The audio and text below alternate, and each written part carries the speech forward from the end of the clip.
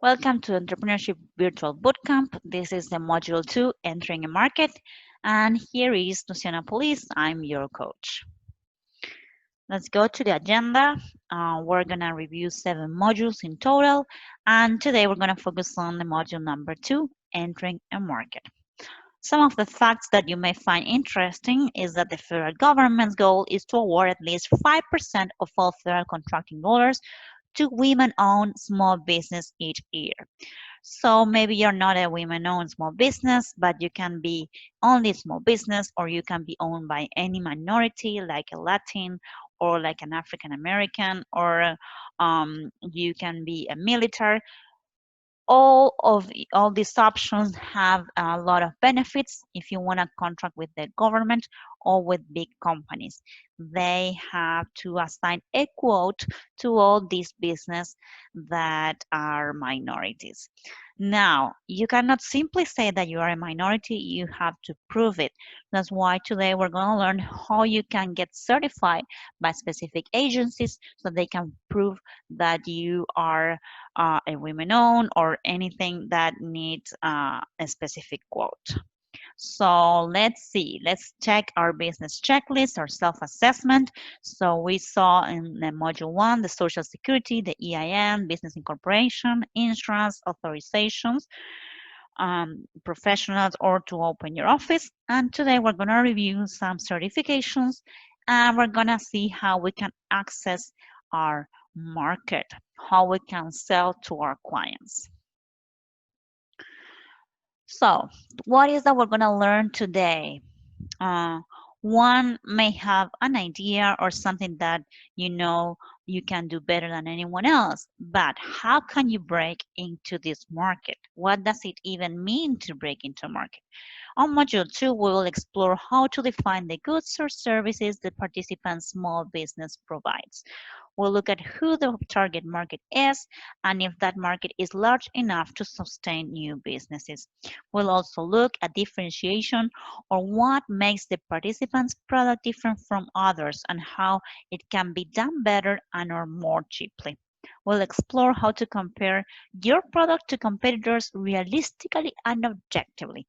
And we will also explore the benefits and requirements of being a hub, historically underutilized business, or women-owned or Latin-owned, and all the things I mentioned, and how you can go through the certification process. So let's start. It's gonna be a busy day. So many marketers use the STP approach, that is segmentation, targeting, and positioning, to provide the framework for marketing plan objectives.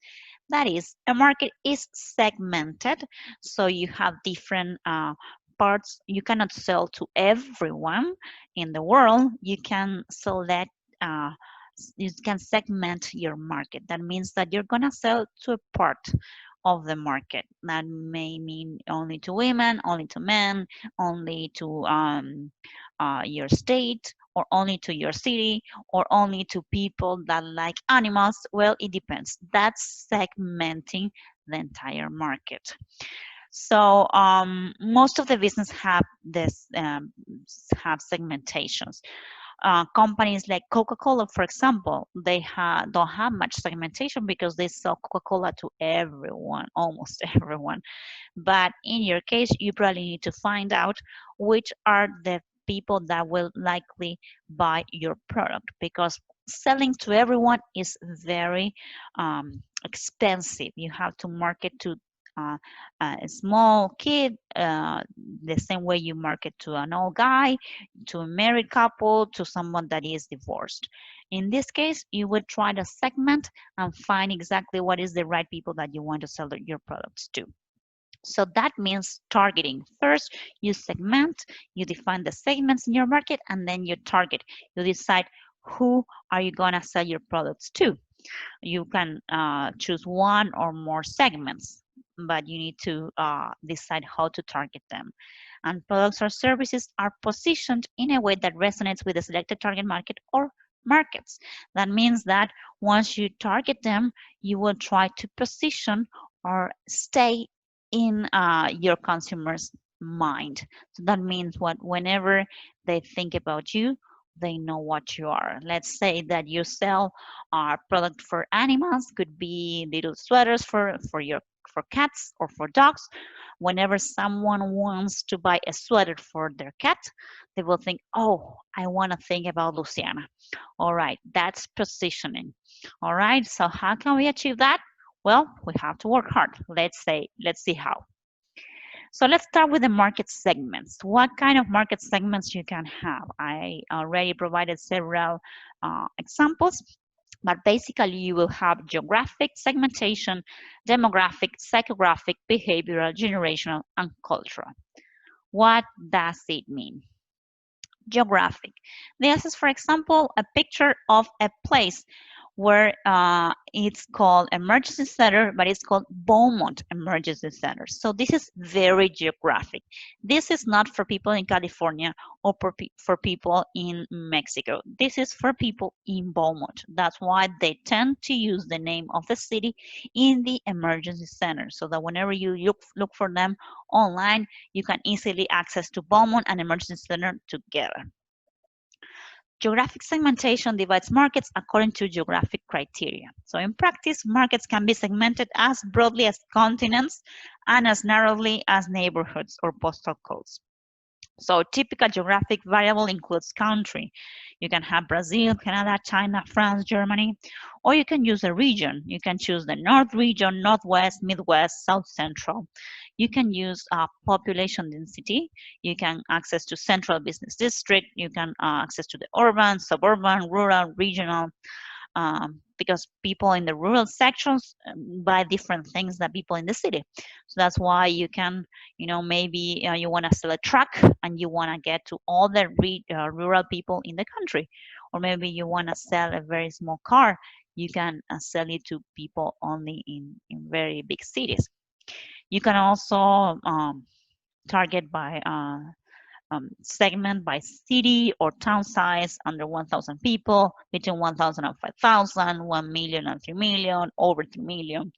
Or you can also define by climatic zone. Like, for example, you can choose to sell or market to Mediterranean, to temperate, subtropical, tropical, or polar. So let's say you sell sweaters. Well, are you going to sell them in the Mediterranean, or you're going to sell them to people in the subtropical or polar? Well, that's your choice.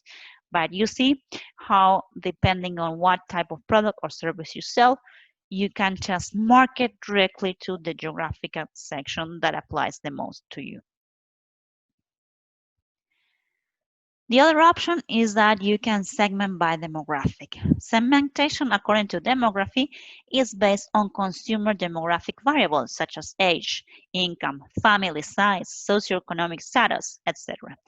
Demographic segmentation assumes that consumers with similar demographic profiles will exhibit similar purchasing patterns, motivations, interests, and lifestyles, and that this characteristic will translate into similar product brand preferences. In practice, demographic segmentation can potentially employ any variable that is used by the nation's census collectors. Typical demographic variables and their descriptors are, for example, age, gender, female or male, occupation. You can have a professional, self-employed, semi-professional, clerical, sales, student, home duties. You can have socioeconomic, A, B, C, D, marital status. Maybe you want to target single people or married people or divorced or widowed. It also depends on the family life stage. Maybe you can want to sell something to a young or single, to a young married couple with no children. It's different what you sell to a married couple with children. It depends also if the children are under 5 or they are older, or they're married with no children living at home, older people living alone. So it all depends. You can also choose by the family size. Sometimes you need you have a family that you are just on yourself, or maybe you have a family of 5 people living with you. And the other thing that is very important is the income.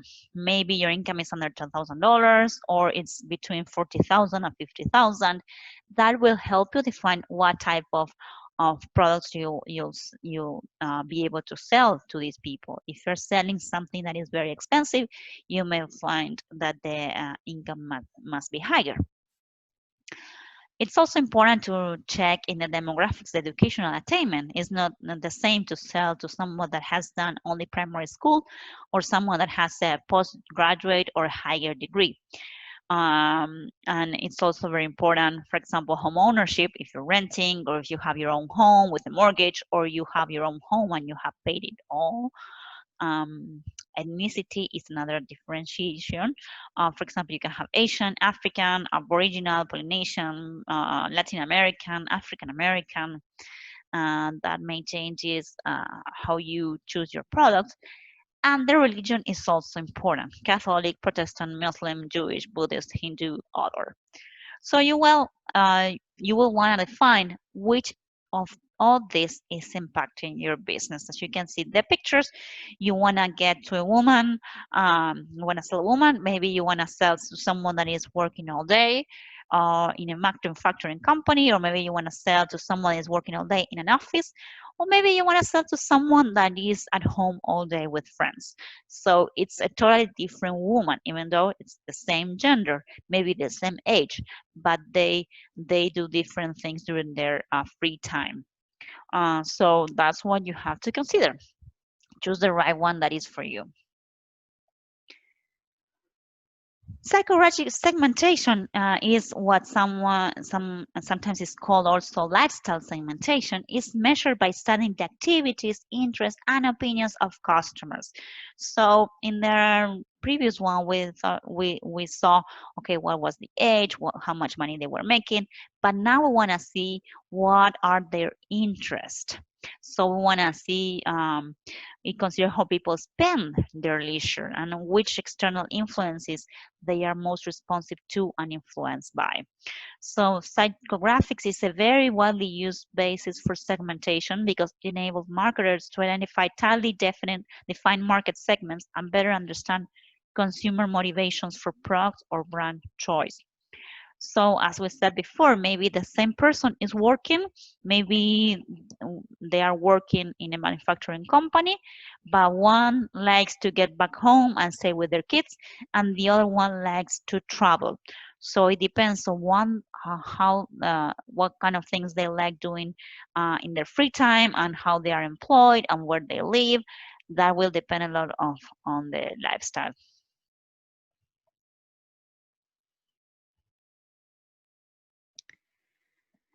Then we have the behavioral segmentation, which divides consumers into groups according to their observed behaviors.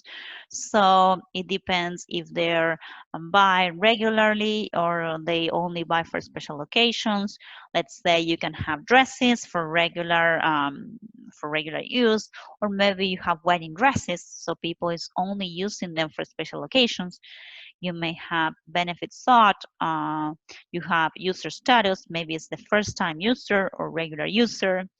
You can have also purchase frequency. So is this a person that is buying all the time this product? Is a heavy user or is a moderate user? This happens a lot with phones. Is someone that is changing their phone every 6 months, or is someone that is changing the phone every 6 years? So what type of person do I want to sell my new phone? You can have loyalty status, buyer readiness, attitude to the product or service. It can be someone that is super enthusiastic, someone that is indifferent to products, someone that is very quality conscious is not the same that someone is price conscious. So if you have a very expensive product, then you have to focus on people that are quality conscious. But how are these people? That's what you need to find out. Then adopter status, maybe it's an early adopter. It's someone that likes to buy computers even when they are in beta, in beta version, like you're just trying them.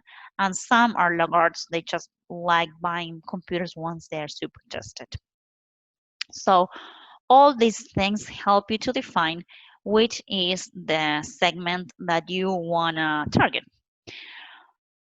Then you have generational. So this is very, very common too, that you select what kind of generation you want to tackle.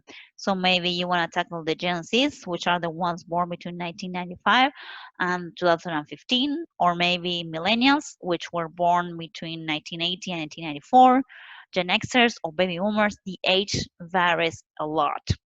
So as you can see in this image, selling to Gen Z is very different to selling someone that is older. There, for example, the Gen Zs are digital natives, so they're grown up with technology. So that's the case, for example, of my daughter.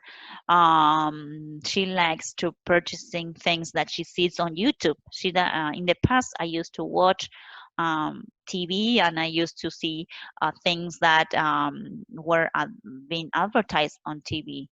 But now maybe you see a YouTube video and they are advertising a product that a kid is using. So also Gen Zs multitask across 5 screens on average. So you need to be super quick. You cannot sell a product in a long time. You have to be in the first in a small amount of time, like several seconds. You need to be able to sell that. Millennials are also very special. 56% of millennials are willing to share their location in order to receive coupons from nearby businesses. So they are very focused on technology. So how you can connect your brand to technology will enable millennials to be more connected to your brand. So there are many things that you can use. Only, for example, 20% of millennials reported spending less on apparel versus 32% of non-millennials. So it depends on the type of product that you have, is that you will define how you can sell them. The good thing is that uh, the younger generations, millennials and Gen Zs, are more loyal to the brands that their parents. Uh, 78% of the millennials are more likely to select a brand with a loyalty reward program than a brand without one. So this is your opportunity to get more people to buy from your brand if you're able to reward them for buying from them. So it's very important that we work on the loyalty of the brand. And the last way to segment is cultural. Cultural segmentation is used to classify markets according to cultural origin. Culture is a major dimension of consumer behavior and can be used to enhance customer insight and as a component of predictive models. Cultural segmentation enables appropriate communication to be crafted to particular cultural communities.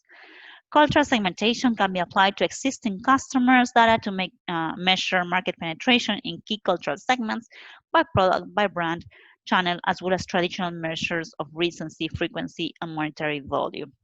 These benchmarks form an important evidence base to guide strategic direction and tactical campaign activity, allowing engagement trends to be monitored over time. So you can see in the pictures that it's very different how a Latin offers quesadillas and how an American offers some candies. So nothing is good or bad. They're totally different. So it differs as well if you are the consumer or if you are the person selling. So maybe Latins prefer to buy from the guy on the left, while Americans prefer to buy from the guy on the right. But only you can find out this by exploring. I'm going to give you an example of this, how to connect emotionally with the Hispanic market, for example.